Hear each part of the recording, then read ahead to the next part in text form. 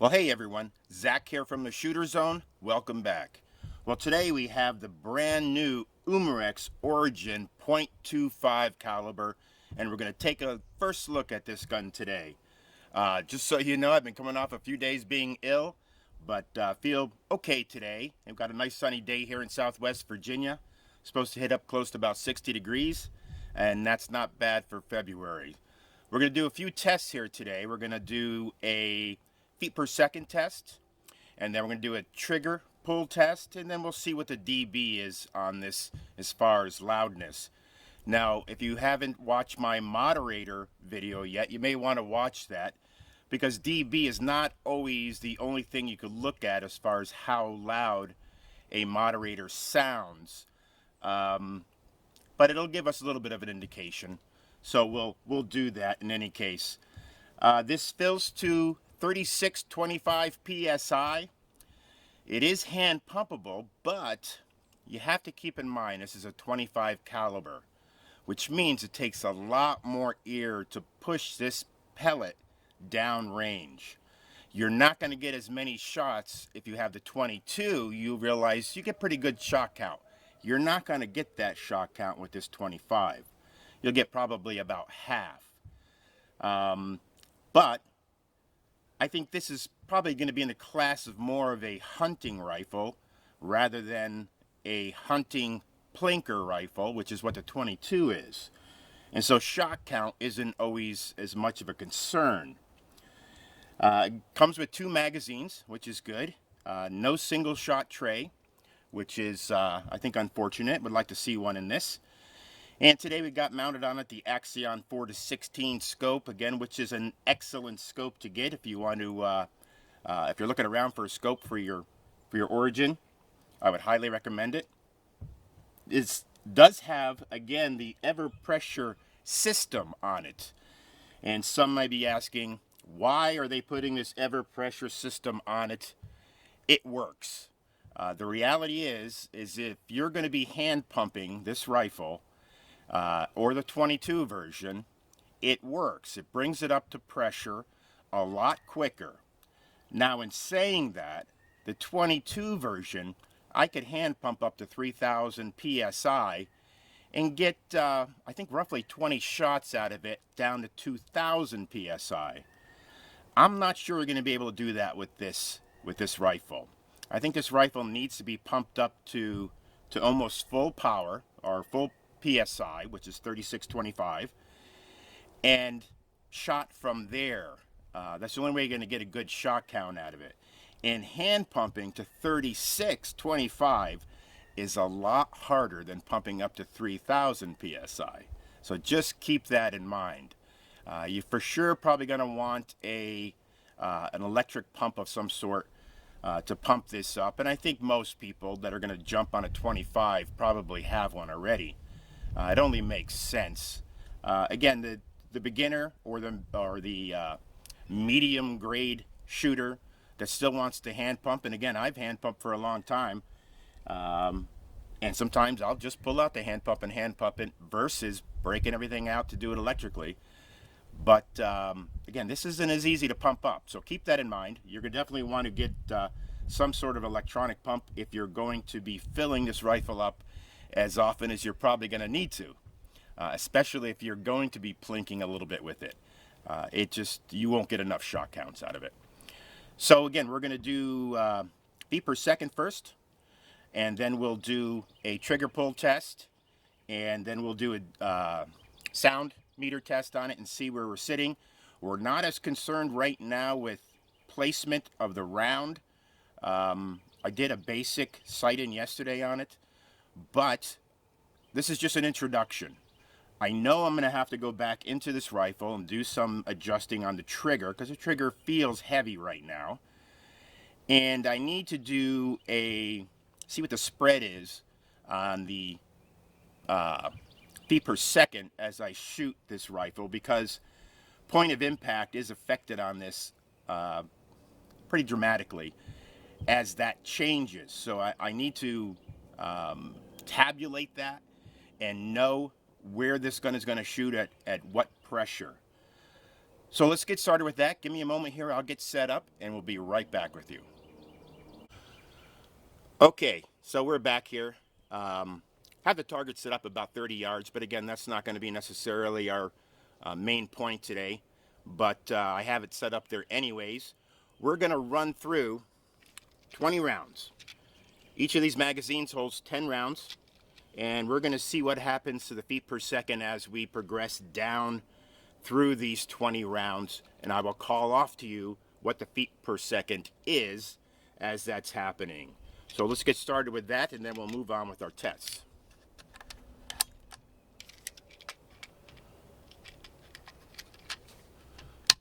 Make sure that the magazine is seated properly.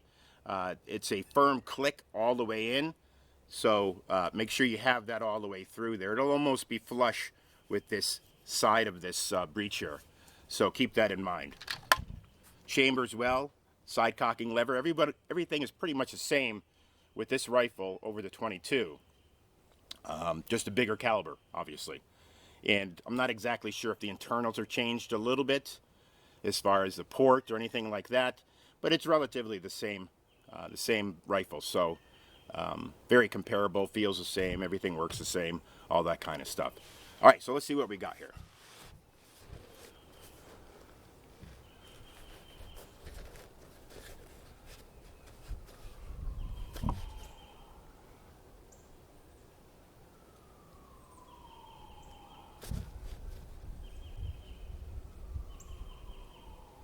Do have a little bit of wind today, so keep that in mind.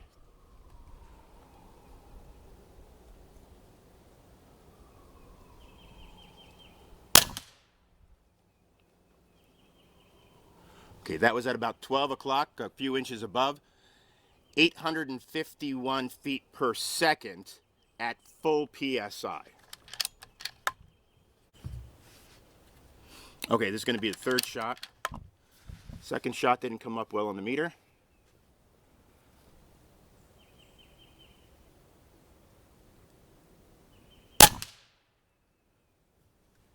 .828.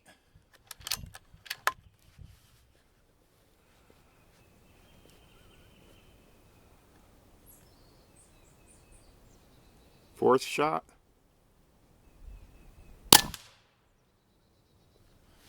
.853.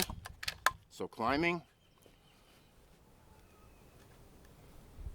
First two shots were a little high. The second two were pretty much almost right on the bullseye.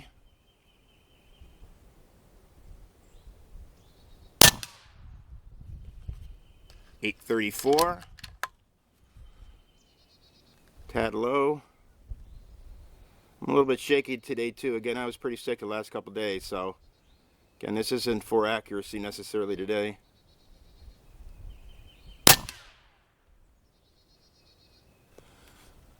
.836.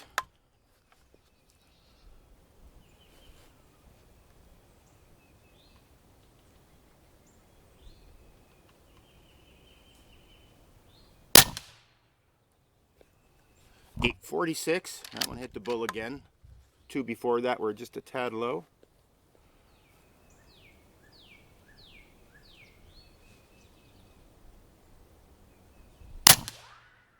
Another bull.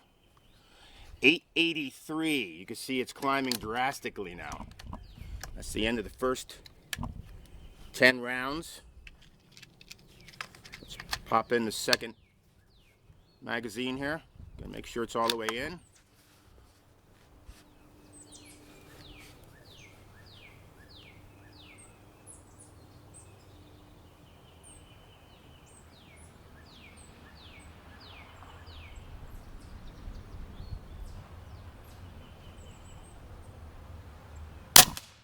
Another bullseye.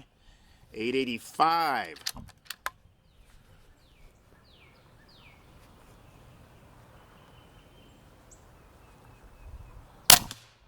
Another one. .889.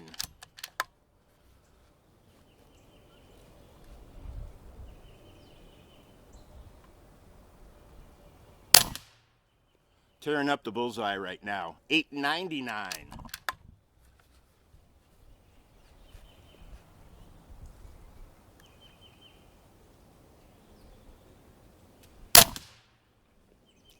896, tad high.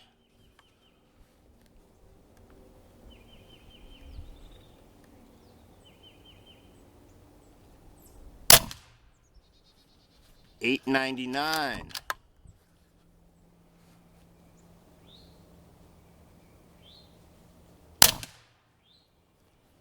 896.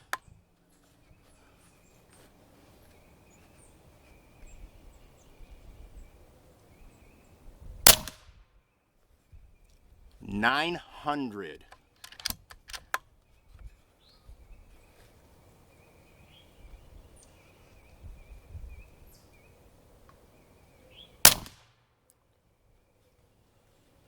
898. And that's the last one. So, I'll have to go back and look at that string again.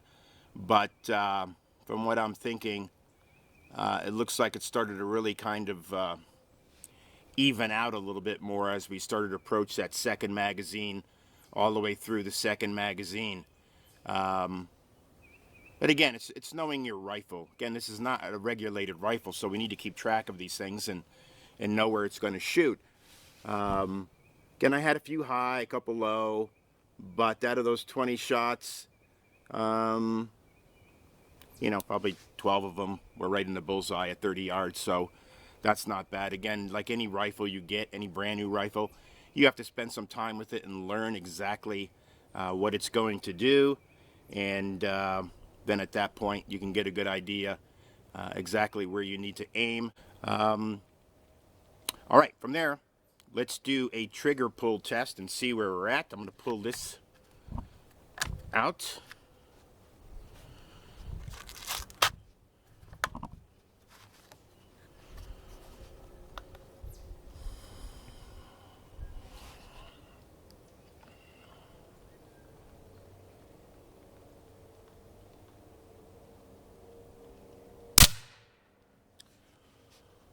All right, well, it says 2 pounds, 5.3 ounces. Don't know if you could see that or not, but that's actually not too bad.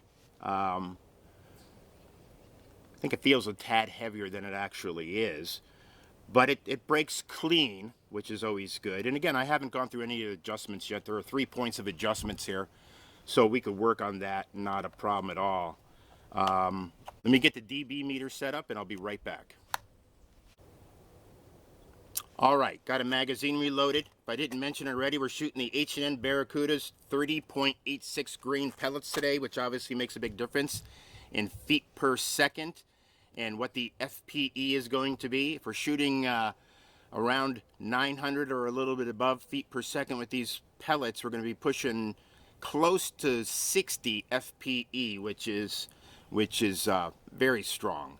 I think when I go through this rifle, I may tone it down to about 800 feet per second during the stretch of its sweet spot and see how it does there. Maybe we can get a few more shots out of it. Again, we put the 20 shots through it without any problem. And if anything, again, once we got to the second magazine, it actually kind of smoothed out and leveled out a little bit more. So let's do a dB test on this and see where we're at.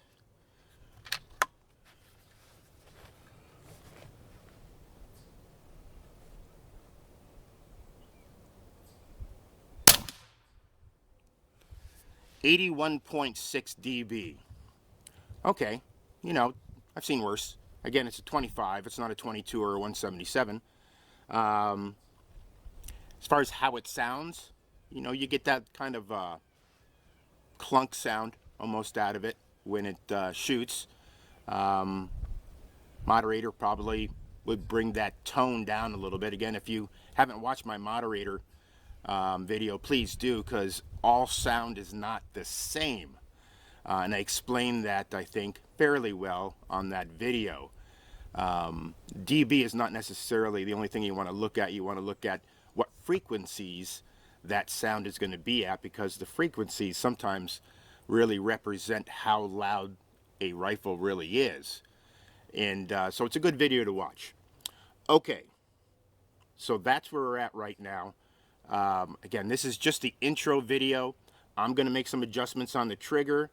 We're going to tune it up a little bit and see where we're going to maybe get that FPS down to a little bit more stable level around 850 feet per second. Try to keep it within that range, I think, and see what it does there.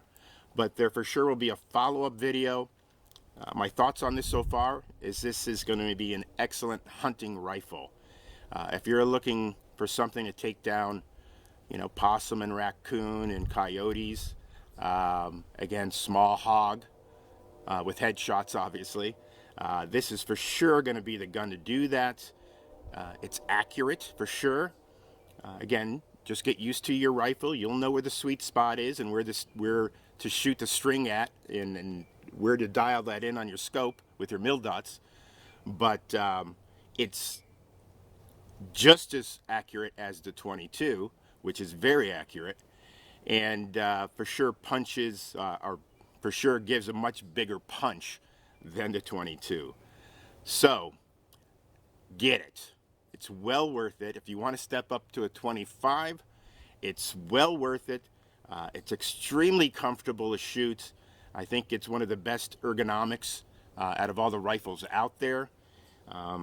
You just can't say enough about these. It's well worth the money. I think these are selling for, if I'm not mistaken, $309. Rifle only. So, goodbye. Get yourself one and enjoy. Everybody have a great day. Take care now.